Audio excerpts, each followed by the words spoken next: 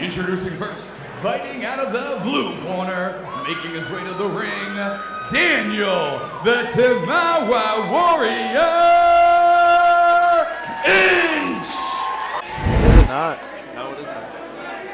Oh, yeah. That's going to be a problem in about 20 seconds. Start the timer.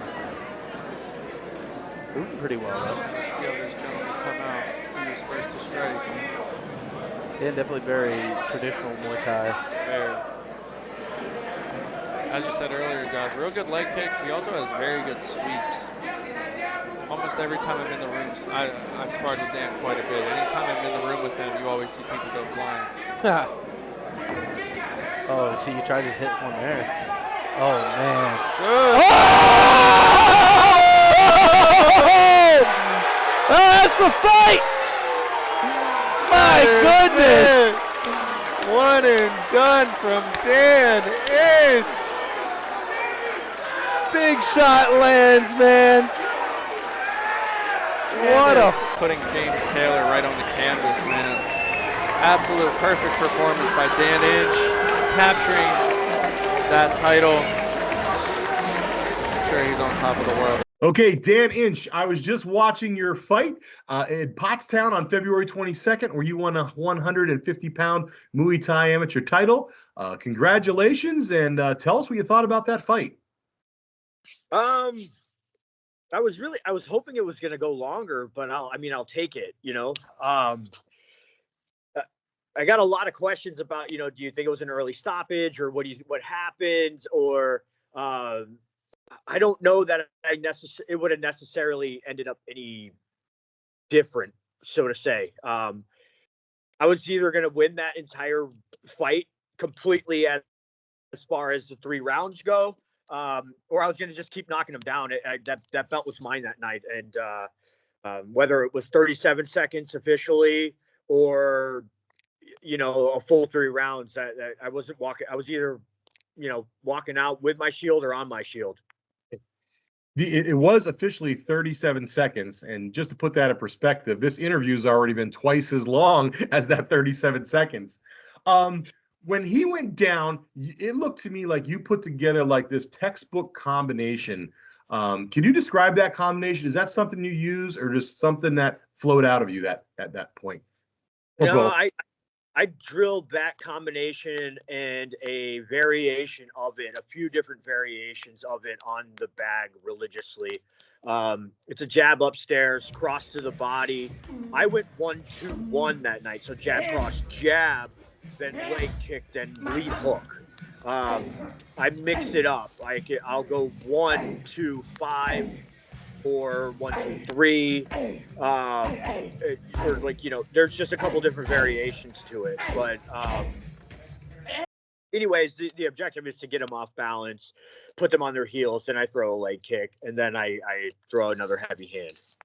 So now you have a teaching tool for your school and your gym. Hey, this is how it works. When he went down and James went over to him, did you know the fight was going to be over at that time, or were you planning your next move at that point in time? You know, were you planning your celebration or your next attack? I was hoping that it was going to go longer. You know, I'm a fighter. I wanted to fight, you know. I was really hoping it was going to go longer, but to answer your question, if I would have hoped and got it right, I was already planning my next attack. I already was thinking, but you know, when they called it, I was actually a little surprised myself, but I think I was just so elated. Like, I finally did it. You know, there's a picture of me with my hands down as I'm like kind of like doing a strut, you know, one of the photos that you got.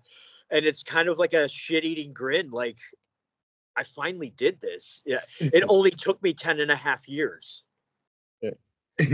Now it's been 3 weeks from the fight. How are you being received as the champion in your gym?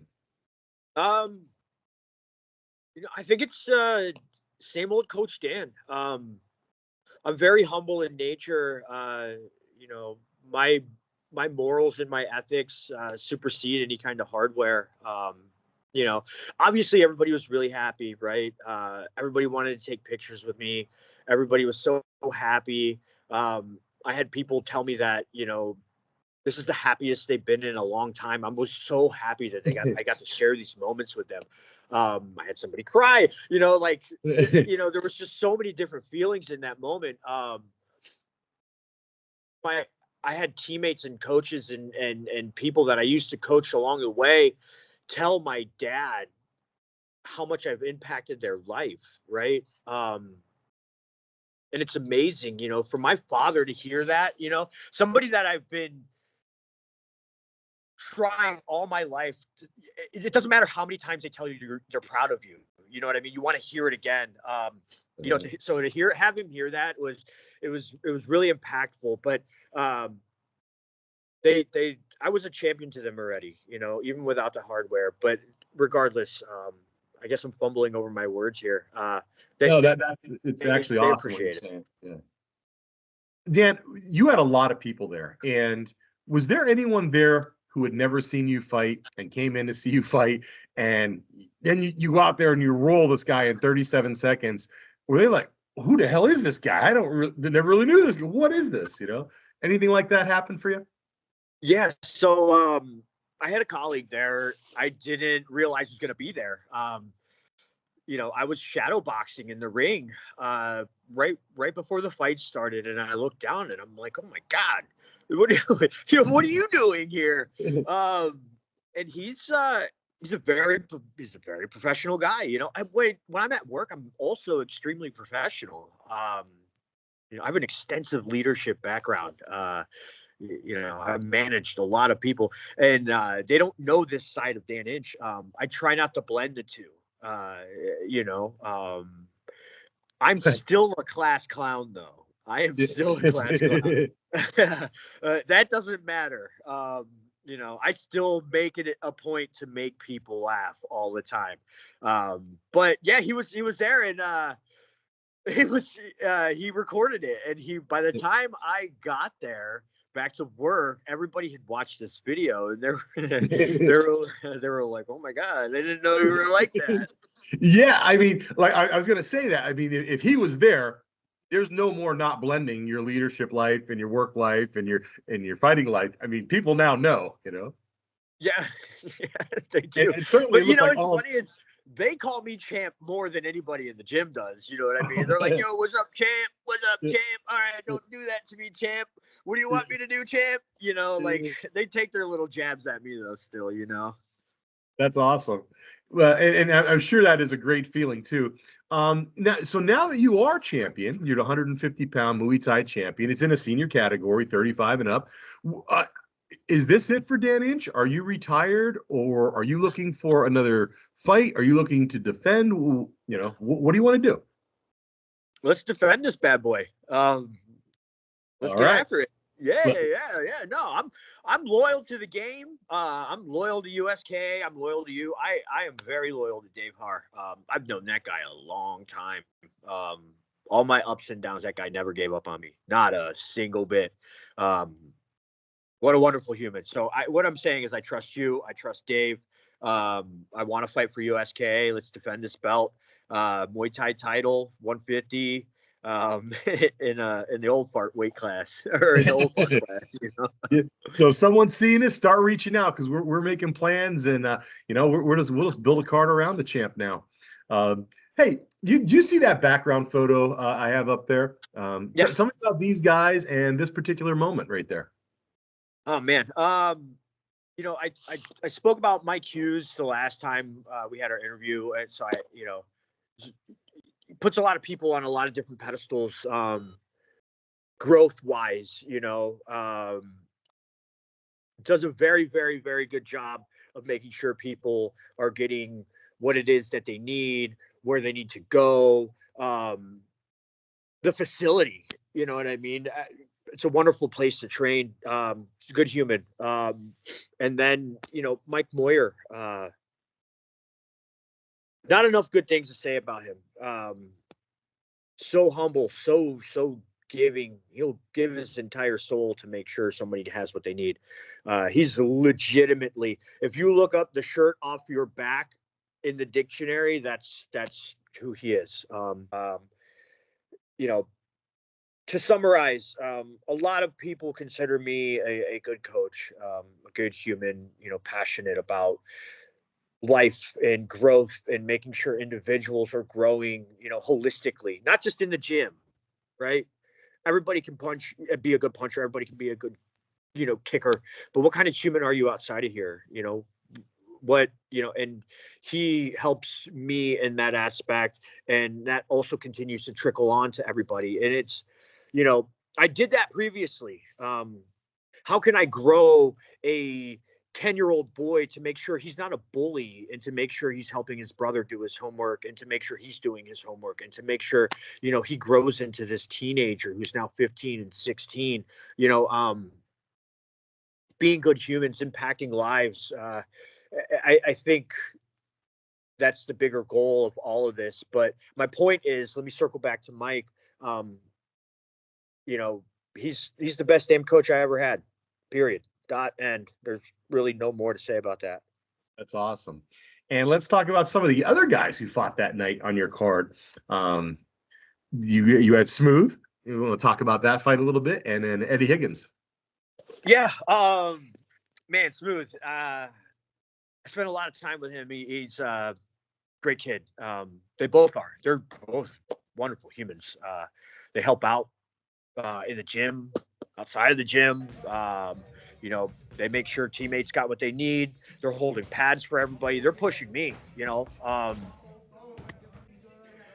great.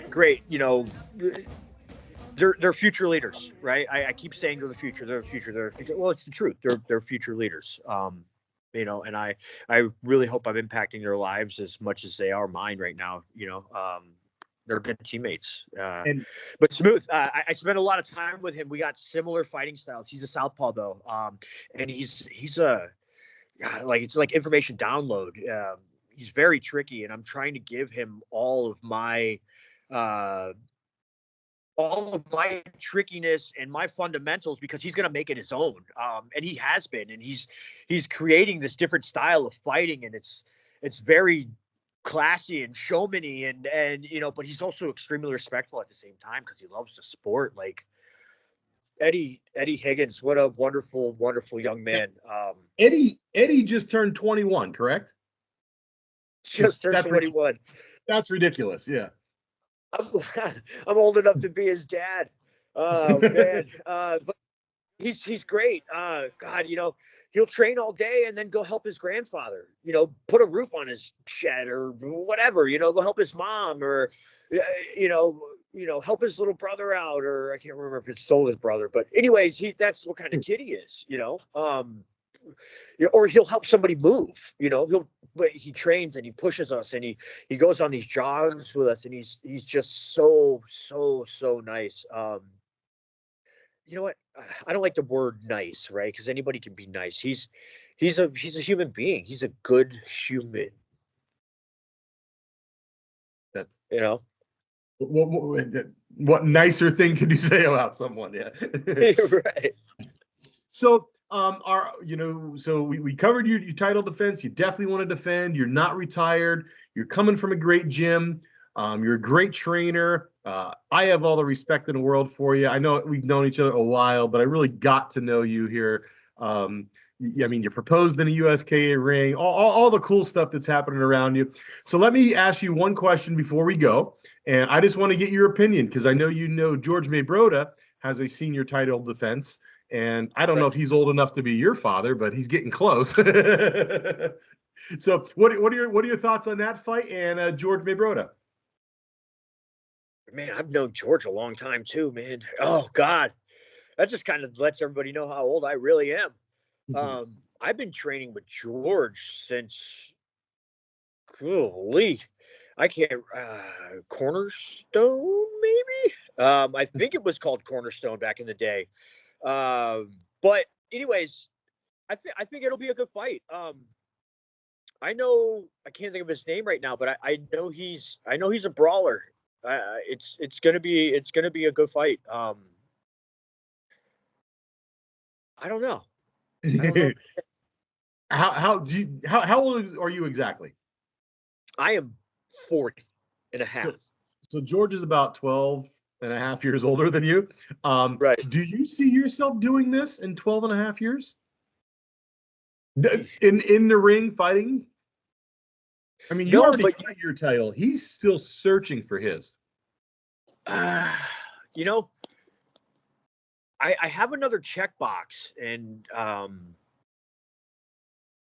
yeah, you might as well. I just might as well tell you. I want a pro fight. You know what I mean? Why the hell not be for USKA too? So, in another 10 or 12 years, I don't think so. But you know, I was thinking about this on the way in today, our interview, and I was thinking how George has inspired me to. I was there the night George fought my teammate Sean Morgan in Allentown. Not a I was great night actually for George. Not a great night for George. no, but you know, I think I'm sorry, George, I didn't mean to bring that up. But I'll get the highlight of that and play it. he was a warrior. You know, I think what I'm trying to say is, you know, he was probably 2 years older than me then, older than where I'm at now. You know, so 42, we'll call it. That kind of inspired me to keep scrapping a little bit. Yeah. So yeah, I mean George. I mean he's an inspiration to me. I mean he's a little bit older than me. I'm a little bit older than you, but it's amazing that both you and him are still in the ring. But all right, Dan, it has been. It's always great talking to you, and we kind of did this interview twice because I screwed up the first one there, and you're definitely an inspiration, and I loved watching your fight. It was technology. What was that? I'm sorry. I just loved watching your fight, and I just want to say how you know proud I am of you, and how I'm glad it worked out in your favor, and I'm glad we're here right now, and I'm glad in my life that I crossed paths with you. Thank you, Gary. Same. I really appreciate you. Oh yeah, Cheyenne, I love you very much with all my heart. All right, I am going to reach out to Dave Harrah and tell him to get working on your matchup. And if anybody sees this and they want a piece of Dan Inch, reach out. Take care, Dan. Okay, see ya. Bye.